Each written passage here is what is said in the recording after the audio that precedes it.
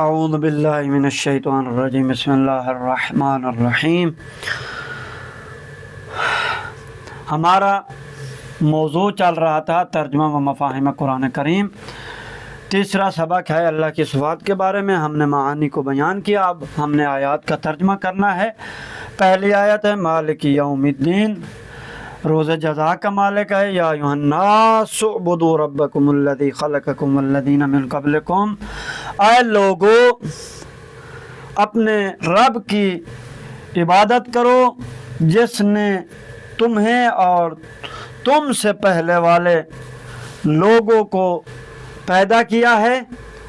هو الذی خلق لکم ما فی الارض جمیعا، وہی اللہ ہے جس نے تمہارے لیے زمین میں موجودہ ہر چیز کو پیدا کیا ہے۔ وَإِلَٰهُكُمْ إِلَٰهٌ وَاحِدٌ لَا إِلَٰهَ إِلَّا هُوَ الرَّحْمَٰنُ الرَّحِيمُ، اور تمہارا معبود ایک ہی معبود ہے، اس رحمان رحیم کے سوا کوئی معبود نہیں ہے۔ وَاللَّهُ يَهْدِي مَن يَشَاءُ إِلَىٰ صِرَاطٍ مُّسْتَقِيمٍ، اللہ جسے چاہتا ہے ہدایت کرتا ہے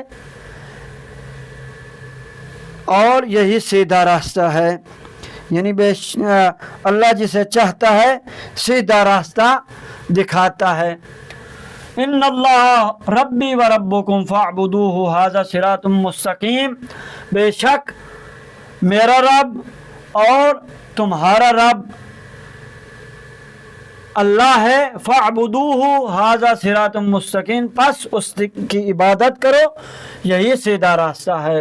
واللہ ولی المؤمنین، اور ایمان رکھنے والوں کے لیے، ایمان رکھنے والوں کا اللہ حامی و سازگار ہے، یعنی سرپرست ہے۔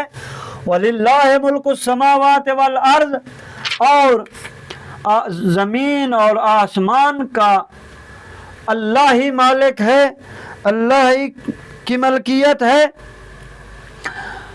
وَلَهُ مَا فِي السَّمَاوَاتِ وَالْأَرْضِ وَلَهُ الدِّينُ، اور جو کچھ آسمانوں اور زمین میں سب اللہ کی ملکیت ہے۔ 10ویں نمبر آیت، لَهُ الْحَمْدُ فِي الْأُولَى وَالْآخِرَةِ وَلَهُ الْحُكْمُ،